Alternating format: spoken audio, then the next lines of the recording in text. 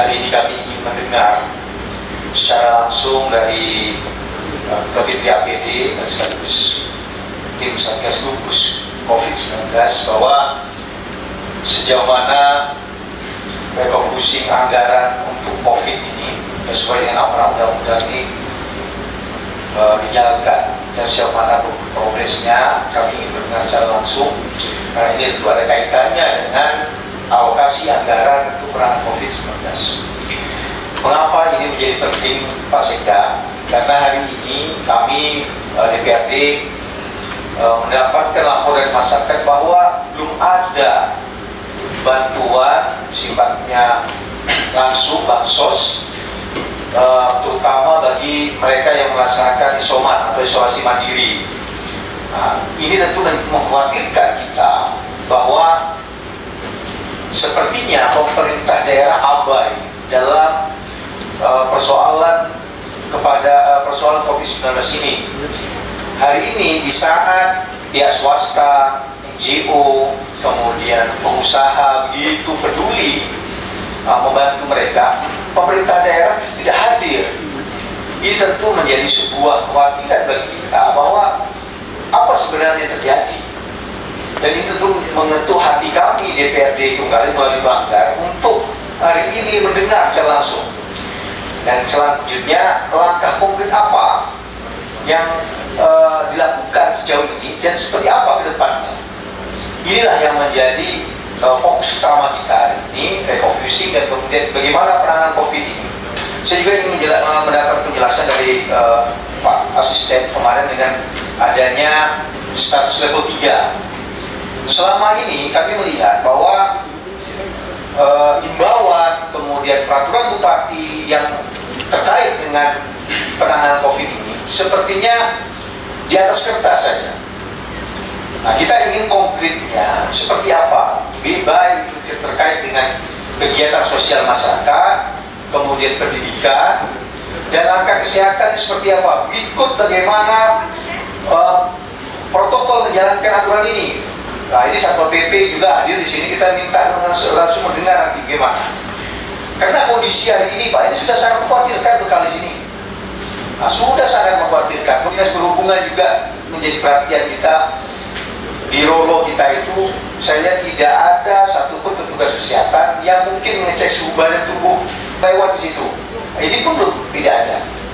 Nah, ini menjadi perhatian kita supaya ini jadi diskusi kita nanti. Kami minta penjelasan konkret ini dan nantinya ini kita harapkan menjadi fokus bahasan kita yang tidak terpisahkan. Ini yang tidak kalah pentingnya, di rumah sakit ada Pak Sina, SK Sangka. Ini warga kita hari ini Pak Sina, berobat ke rumah sakit itu menjadi momok. Mengapa? Orang masuk rumah sakit dalam keadaan di tes rapid antigen atau di swab hasilnya negatif. Tapi setelah berobat di rumah sakit, sekian lama dirawat di situ, hasilnya jadi positif. Ini kami ingin mendengar jawaban langsung nih, Pak Awi. Mengapa hal ini bisa terjadi? Artinya dalam tanda kutip, mohon maaf, ini saya bukan orang medis, sepertinya dalam tanda kutip rumah sakit inilah justru menjadi tempat penyebaran COVID itu sendiri. Sehingga saya mendapat informasi dari salah satu kawan di rumah sakit untuk sementara kalau bisa hindari ke rumah sakit dulu, Pak, ke RSUD. Emangnya ada apa? Saya bilang. Nah, ini kan harus masyarakat kita jangan berpolemik. Harusnya saya menjelaskan ini. Saya ditelepon beberapa waktu lalu oleh beberapa masyarakat kita yang keluarganya sakit, bahkan sudah dirawat sebulan, sudah di swab hasilnya negatif. Besok kemudian kondisinya drop, di swab hasilnya positif.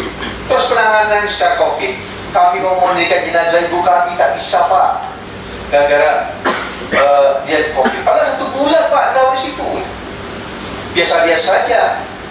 Nah, inilah yang terjadi hari ini, dan saya berharap kita semuanya jujur dan bagaimana mencari solusi ini. Yang ketiganya, saya juga dapat kabar bahwa di rumah sakit kita ini, Pak Sita, Sekarang petugas kesehatannya sudah banyak tidak ada. Ada petugas residen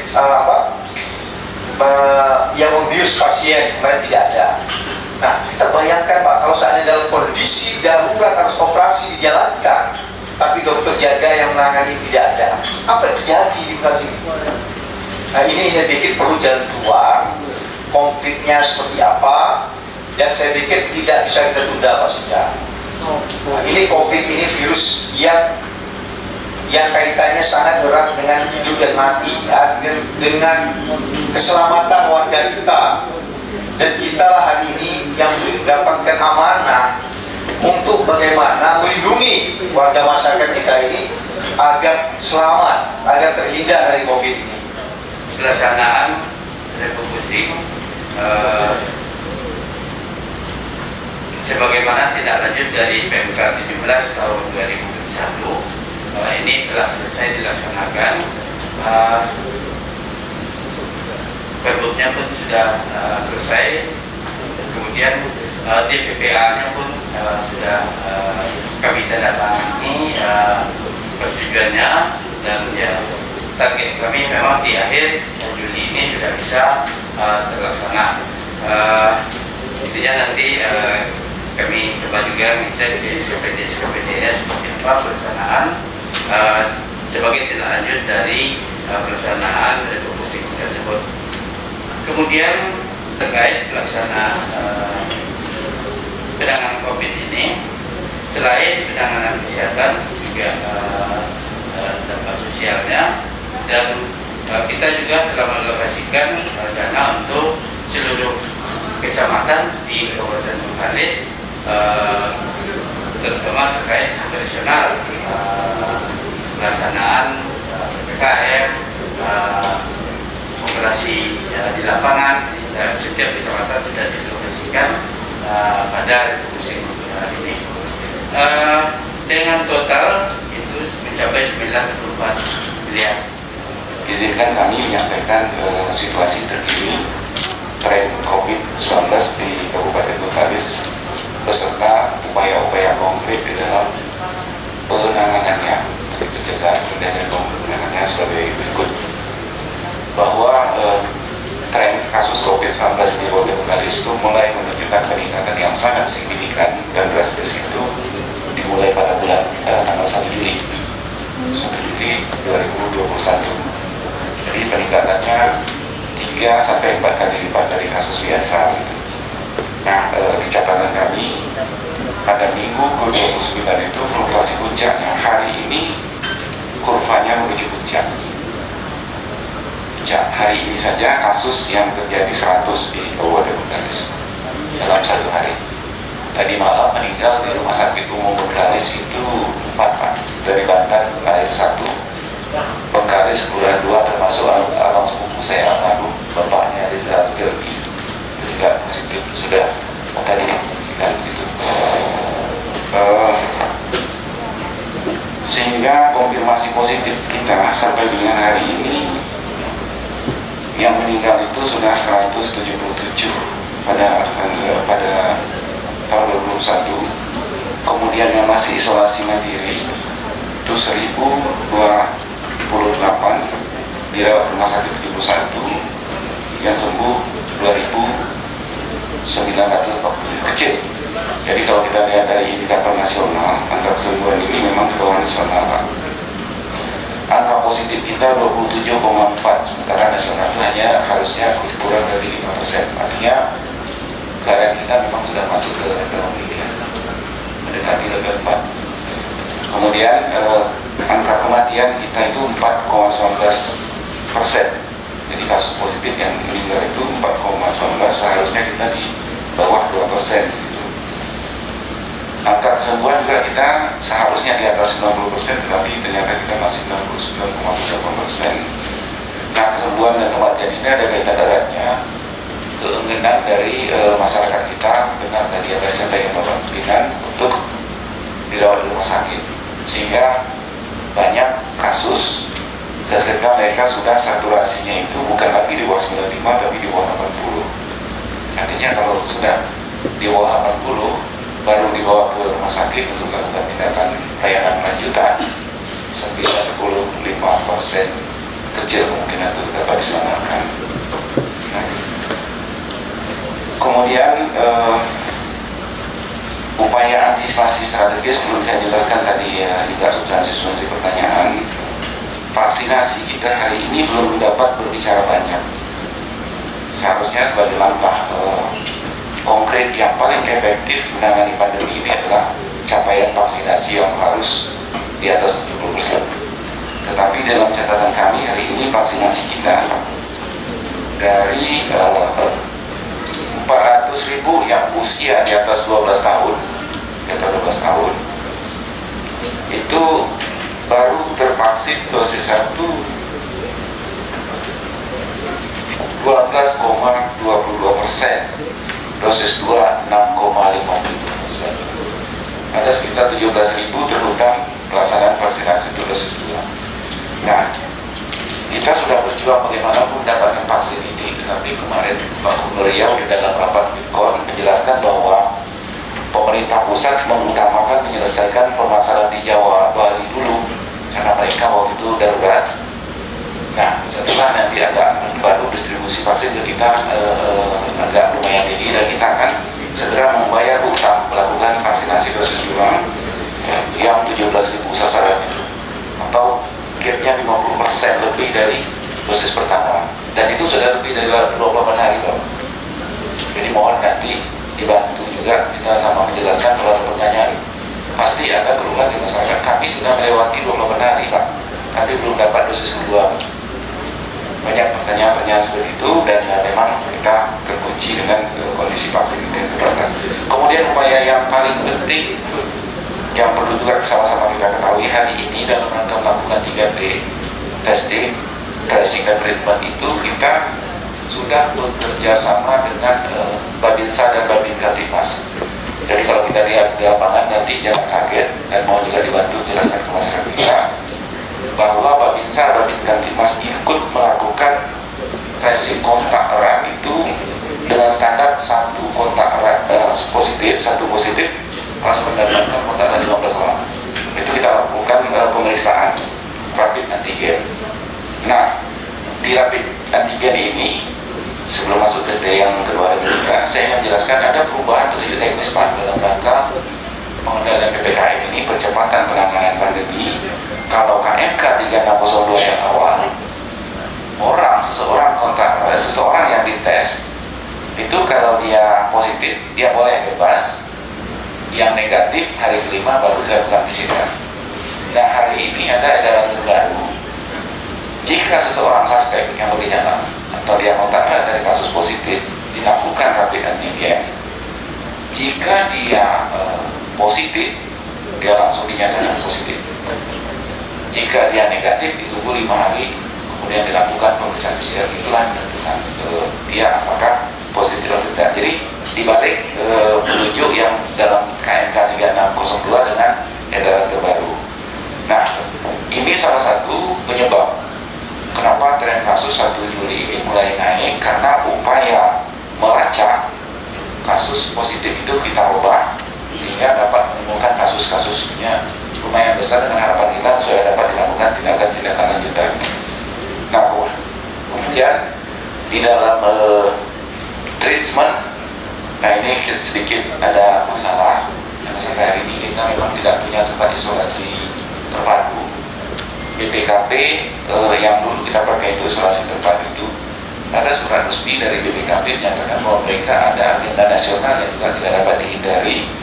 Oleh karena itu tidak bisa dipakai untuk jadi tempat isolasi. Yang sebagaimana perintah Pak Asisten kemarin itu kami agar menyurati BPKP memang itu Pak jawabannya.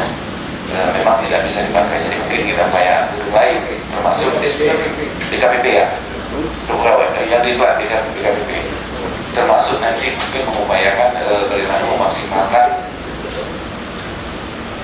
balai di Snaker di Mandau, karena hotel sepanjang penjajakan kami hari ini semuanya menolak.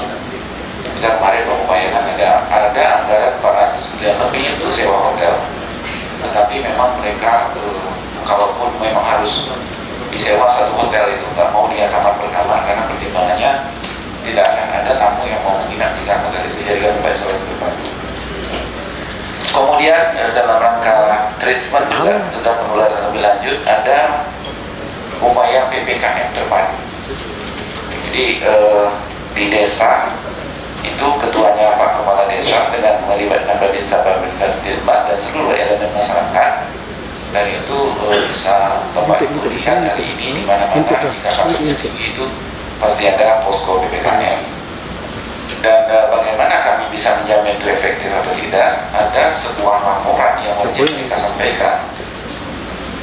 Mereka mengawasi isoman, tindakan apa yang diberikan, obat apa yang diberikan, kunjungan siapa saja, kemudian nah kalau bantuan ini memang belum bisa jawab, nanti mungkin dinas sosial lupa saya tak berarti itu. Yang terakhir upaya 5M kami, kalau dulu 3M, pakai masker, cuci tangan, jaga jarak, sekarang tambah lagi 5M, mengurangi mobilitas dan menghindari kerumunan. Yang M kedua itu adalah melalui operasi justisi yang nanti bisa Pak Agus menjelaskan. Ini rutin dilakukan, bahkan sambil membawa alat rapid test. Rapid test itu jangan tak pakai masker pasti langsung di rapid antigen. Tetapi aneh juga memang terutama kalangan ABG sudah begitunya masih juga malam-malam itu tak pakai masker. Jadi air mancur dulu di kota juga begitu sering tertangkap, begitu juga di Badan Solapan. Remaja yang sama. Kalau orang tuanya sudah mulai oke ya kalau keluar rumah pakai masker. Dari data kita berkali-kali anak-anak yang sama gitu tidak mau pakai masker. Untung saja positif, untung saja negatif. Kalau tapi tetap dan tidak isoman karena gelombang terbaru, walaupun dia negatif itu tetap berkoordinasi dengan PPKM desa, kecamatan agar dilakukan pengawasan supaya jangan kemana-mana dulu. Itu upaya.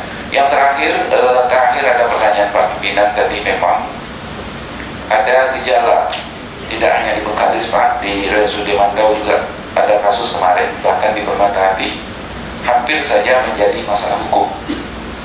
Orang yang dirawat ternyata tidak ketika menurun dicek karena nanti ketika KU-nya keadaan umumnya menurun, nanti dikhawatirkan suatu-suatunya meninggal, kita tak tahu apakah dia COVID atau tidak, itu dilakukan uji tes ternyata positif. Nah, kasus ini disebabkan ketidakjujuran pasien dan keluarga, semuanya seperti itu. Jadi ketika dilakukan triase oleh petugas kami Puskesmas, ada bepergian.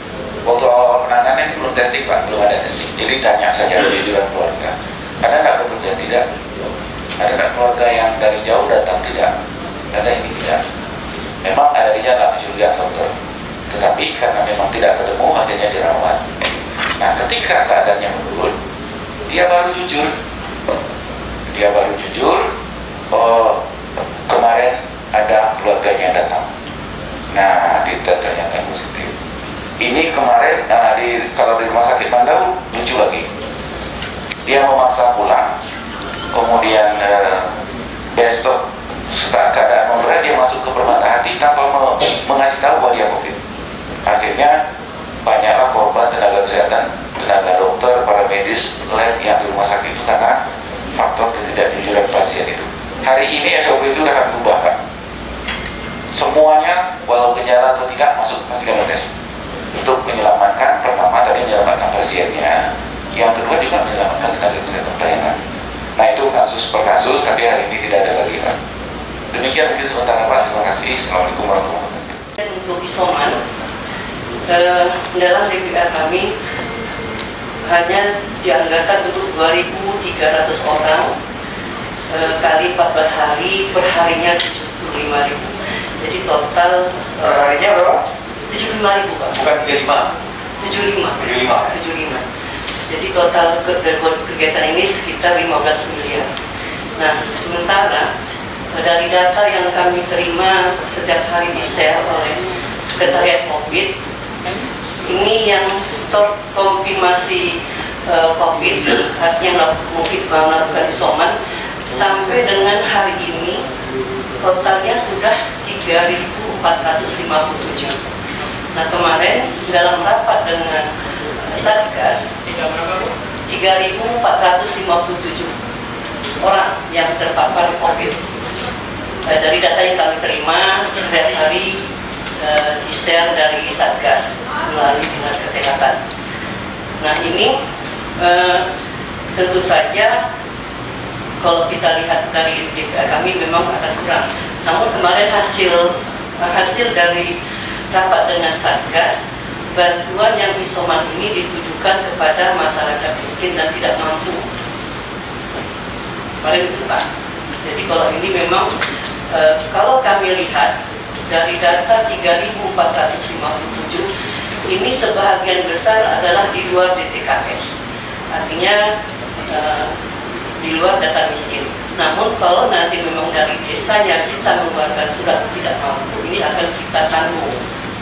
Nah, ya jadi kemarin juga kami sudah pernah sampaikan kepada pimpinan, ketika kami mengantarkan bantuan PPKM di grup Papangka, kemarin kami mengantarkan baru untuk 5 hari karena waktu itu kebetulan hari libur mencari uang, di hari libur agak sulit. Kami baru bisa ngantar untuk 5 hari dari 62 yang terpapar di Pambang yang dibantu sesuai dengan kriteria 53 orang. Jika sudah kami serahkan untuk 5 hari. Ini dalam proses pengajuan, paling tidak yang di Pambang akan kami penuhi. Kami juga sudah bersurat untuk sambil menunggu DPA ini turun, nanti kami sudah coba tuliskan. Kami sudah bersurat kemarin ke Dinas Kesehatan, karena selama ini kan kami dapat dari Satgas. Ya artinya kan ini apakah kami diragunya nanti kalau dalam pemeriksaan apakah ini resmi. Jadi kami sudah menyurati Dinas Kesehatan meminta data pasien yang terkonfirmasi positif dari mulai Januari sampai dengan tanggal 26 Juli. Nah, setelah itu nanti kami minta periodenya setiap minggu. Ini akan itu kami dapat data, kami lemparkan ke lapangan, ke TKSK, karena kami harus memilah dulu Bapak Ibu, apakah ini keluarga miskin atau keluarga tak mampu. Nah kemarin waktu kami di Pambang sempat juga menjadi sedikit polemik ketika kita menyampaikan yang dibantu ini adalah keluarga miskin dan tak mampu, alasannya sama-sama melaksanakan isoman. Nah kalau kita mau akomodir semua memang anggaran yang kami ajukan kemarin tidak cukup. Nah, mulanya kami mengajukan sebesar 62 miliar, tapi karena kesanggupan anggaran kita jadi 15 miliar. Nah ini kami sudah setiap data, walaupun kami sudah minta resmi dari Dinas Kesehatan, tapi sampai hari ini belum jawaban. Data yang setiap hari kami terima dari Satgas ini sudah kami lemparkan ke lapangan ke petugas kami untuk memilah mana yang masuk keluarga miskin dan tidak. Nah, kemarin kami sudah lapor ke pimpinan karena terkait dengan di Pambang, pimpinan bupati kita menyarankan bahwasanya yang dibantu kecuali pegawai negeri, TNI, Polri, pegawai BUMN dan BUMD. Nah ini berarti kan kami akan kembali meneliti kembali yang sudah kami lakukan. Berarti yang kami bantu di Pambang itu kurang Pak, kalau memang artinya di luar itu. Nah, di data yang kami terima dari setiap hari dari Satgas ini sedang kami verifikasi di lapangan, karena kita tidak mau nanti salah sasaran. Dan kalau memang harus semua, jadi kami juga sudah menyiapkan perbu, artinya untuk sebagai payung hukum kami membayarkan. Nah kemarin kami lapor saran dari pimpinan tidak seperti itu, ini akan kami jadikan dalam perbu itu. Kemudian untuk yang SD kelurahan, persiapan kami sampai dengan hari ini, kami sudah menyurati pihak kelurahan. Artinya data yang kemarin di tahun 2020 diberikan ke kami kembalikan lagi ke kelurahan untuk benar-benar diverifikasi sesuai dengan kriteria. Karena ternyata kemarin hasil temuan BPK masih ada yang tumpang tindih, kemudian ada pegawai yang masih dibayarkan. Sementara kita waktu itu sudah meminta data dari kelurahan dengan tanggung jawab utama dari pihak kelurahan. karena waktu itu kami memang terus terang tidak sempat memverifikasi secara detail. Waktu itu kita memang diperintahkan oleh Presiden segera melaksanakan jaring pengaman sosial. Nah, untuk 2021 ini karena mungkin bantuan kelurahan ini yang ada hanya di Riau, hanya di Bengkalis saja untuk Riau, kami perlu sangat hati-hati jangan sampai kejadian di 2020 kemarin berulang lagi. Makanya kami kembalikan data yang kami terima dari kelurahan kemarin, kembali kami kembalikan untuk diverifikasi ulang dengan kriteria yang sesuai dengan yang ada dalam perhub yang akan kita buat. Mungkin itu Pak, terima kasih. Assalamualaikum warahmatullahi wabarakatuh. Izin melaporkan dari RSUD Bengkalis. Yang pertama, melaporkan bahwa tren sampai dengan hari ini untuk pasien COVID-19 yang terkonfirmasi dan dirawat di RSUD cenderung mengalami peningkatan yang sangat signifikan, dan per hari ini kami laporkan bahwa di RSUD Bengkalis merawat sejumlah 32 orang pasien terkonfirmasi COVID-19.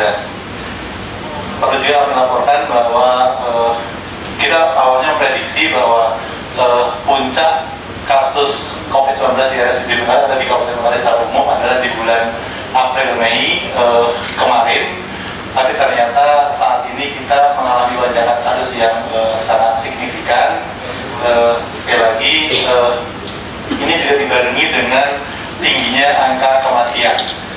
Kami laporkan bahwa tadi malam di RSUD Bengkalis ada 2 orang pasien terkonfirmasi positif COVID-19 yang meninggal dunia, satu usia 70 tahun dan satu usia 79 tahun. Memang keduanya punya komorbid, artinya ada penyakit bawaan sebelumnya, dan itu tentu diperparah dengan yang bersangkutan terkonfirmasi COVID-19. Juga mungkin tadi dari kesehatan melaporkan bahwa tadi juga ada pasien yang isolasi mandiri, Pak Abi yang mungkin lapor bahwa pasien yang isolasi mandiri di rumah dan meninggal dunia juga, dan karena tim pemulasaran jenazah yang ada itu ada dari rumah sakit, maka kemudian yang bersangkutan kita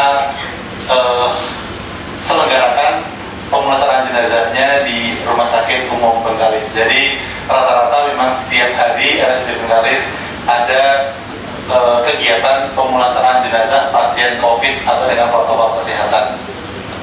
Perlu juga kami laporkan di sini bahwa mungkin tadi Pak Awi dari Dinas Kesehatan sudah melaporkan secara umum bahwa Dinas Kesehatan bahwa Kabupaten Bengkalis sampai dengan 28 Juli secara umum secara kabupaten jumlah kasus terkonfirmasi itu sudah 5.973 dengan jumlah kematian 223. Artinya case fatality rate-nya sudah 3,73%. Kalau dilihat dari angka global atau nasional itu sangat jauh di atas itu.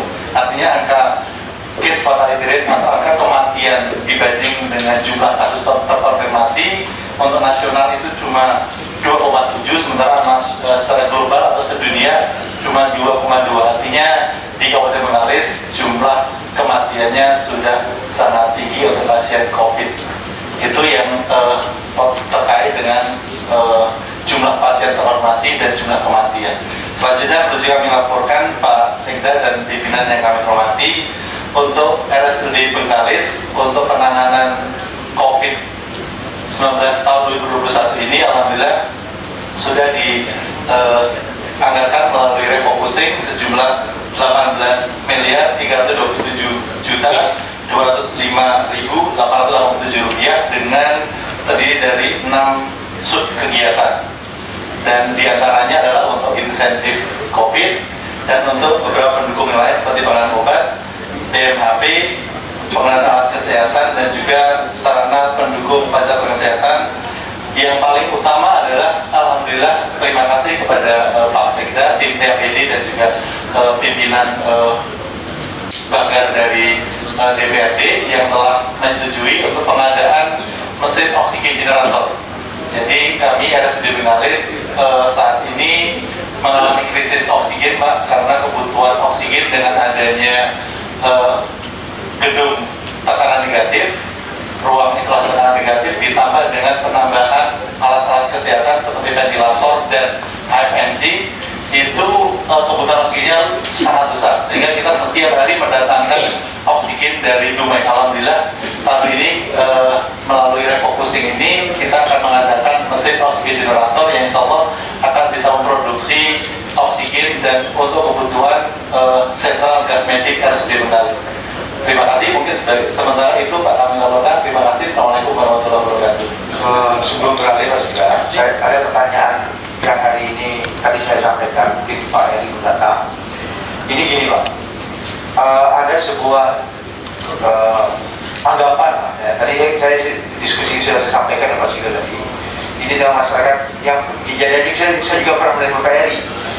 Misalnya begini, pasien masuk di RSUD sudah dilakukan swab hasilnya negatif, dirawat 1 bulan atau setengah bulan, kondisinya down, ya, dalam kondisi misalnya drop, ya, hasilnya positif, besok meninggal, kan?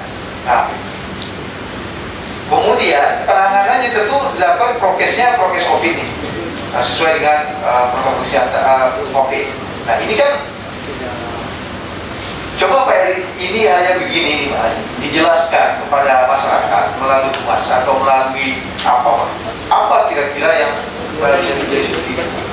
Yang kedua, Pak Awi, ini juga terjadi, misalnya begini, di puskesmas, ini nanti saya jawab, di puskesmas itu dia di swab positif, dia tak puas hati Pak. Ini kejadian di Banten Timur contohnya, dia tidak puas hati apakah betul saya positif, pergi buat swab di tempat praktek dokter Morris, hasilnya negatif pula. Nah, dalam waktu yang tidak terlalu lama. Apakah secara medis biasa seperti itu misalnya, kan hari ini bisa dalam hitungan menit, hitungan jam misalnya dia positif bisa jadi negatif. Ini kan menjadi dilema di tengah masyarakat. Ini salah satu yang kemudian memberita seakan-akan rumah sakit ini bermain karena di situ ada anggarannya, kan gitu. Karena itu di media sosial ini kan begitu beritanya sangat booming lah. Nah, dan ini kan harus dijawab Pak. Kalau kita jawab, dan belum terbuka ini kita sama-sama jelaskan. Kami tidak bisa menjelaskan Pak, karena ini hal-hal yang teknis kan, itu kami salah nanti. Nah, jadi ini saya pikir Pak Eri pun jawab, dan juga Pak Awi pun jawab juga. Mengapa hal ini bisa terjadi demikian? Dan yang terjadi hari ini Pak, keluarga merasa bahwa kami dikerjain, ya, kami dikerjain Pak, dizalimi. Kami mau menyolatkan jenazah ibu kami tak dapat Pak, itulah bahasanya. Nah, saya kan hal yang seperti ini memang sederhana Pak, tapi ini akan terjadi nanti sehingga ada stigma begini, tak usah bawa rumah sakit lagi, gitu kan? Ujung-ujungnya COVID doang, gitu kan? Nah, ini kan bahaya juga. Kalau seandainya tidak kita jelaskan dengan bahasa medis yang memang bisa betul dipahami. Saya minta di forum ini Pak Eri jelaskan kepada kita semua, sehingga kalau memang itu kejadian yang seperti ini bisa kita jawab bersama. Nah, ini kan bahasa medis yang bisa dijelaskan.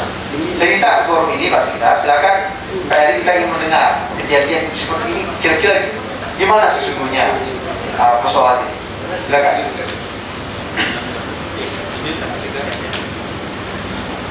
Izin Pak Sikda menjawab pertanyaan, semoga pertanyaan Pak Sofian tadi bisa saya jawab. Yang pertama terkait dengan pemeriksaan yang kemudian mengalami perbedaan hasil. Yang pertama adalah ketika kita bicara tentang agak teknis, ketika bicara tentang spesifitas maupun sensitivitas. Jadi setiap alat dengan merek berbeda, dengan produksi yang berbeda, sering mempunyai sensitivitas yang berbeda. Artinya ini dimungkinkan ketika alat yang digunakan itu memang berbeda. Itu yang pertama jawabannya. Yang kedua, ketika saya beberapa kali diskusi melalui daring dan sebagainya, bahwa ketika kita bicara, mungkin Pak Awi bisa menambahkan nanti, bahwa dalam epidemiologi, ketika seseorang terkena atau terinfeksi virus corona, maka dalam perjalanan virus dalam tubuhnya itu ada periode-periode yang dimungkinkan seseorang itu bisa terdeteksi, tapi kemudian di besoknya lagi bisa kemudian tidak terdeteksi. Jadi dimungkinkan seperti itu. Makanya ada periode-periode di mana, karena kita tidak tahu persis kapan onset atau kapan masuknya virus corona tersebut masuk ke dalam tubuh seseorang. Jadi karena alat itu kan mendeteksi protein yang dihasilkan oleh infeksi virus. Jadi mungkin nanti Pak Awi atau yang lain bisa menambahkan kalau informasi dari saya mungkin kurang tepat. Itu yang pertama, Pak. Yang kedua terkait dengan prosedur pemulasaran jenazah atau penanganan jenazah pasien di RSUD Bengkalis, katakanlah seperti itu. Selama ini RSUD Bengkalis beserta seluruh tim manajemen dan juga tim COVID di RSUD Bengkalis sudah melaksanakan semuanya sesuai dengan standar yang sudah digariskan oleh Kementerian Kesehatan, termasuk dalam konteks pemulasaran jenazah. Kami melaksanakan proses pemulasaran jenazah menggunakan standar yang ditetapkan oleh kementerian, termasuk menetapkan siapa yang harus dilaksanakan sesuai dengan protokol kesehatan. Kalau untuk pasien terkonfirmasi positif, insya Allah itu pasti. Yang sering menjadi perdebatan adalah ketika seseorang itu meninggal misalnya, kemudian belum sempat mendapatkan hasil PCR-nya. Katakanlah misalnya pasien di hari pertama sudah gawat, sesak misalnya, kemudian diambil swab, kemudian besoknya sudah meninggal, sementara hasil swab PCR-nya kata masih belum dari Pekanbaru. Kita diskusi dengan tim dari COVID dan juga tim pakar dari Kementerian Kesehatan bahwa untuk menetapkan seseorang dilaksanakan pemulasaran jenazah sesuai protokol kesehatan, maka tidak semata-mata hasil PCR-nya, tapi juga dari pemeriksaan klinis oleh dokter spesialis yang menangani, ditambah dengan ronsennya. Jadi itu juga ketika seseorang dinyatakan sebagai suspek, katakanlah sebelum terkonfirmasi itu namanya suspek atau terduga, maka yang bersangkutan ketika meninggal kita juga diharuskan melaksanakan pemulasaran jenazah atau penanganan jenazah sesuai dengan protokol kesehatan. Jadi itu memang pasien terkonfirmasi maupun pasien suspek atau terduga COVID berdasarkan hasil pemeriksaan klinis maupun pemeriksaan laboratorium dan pemeriksaan radiologi. Jadi seperti itu, Pak. Mungkin itu sementara, Pak. Semoga terjawab. Silakan kalau mau ditambah. Pak Sekda izin.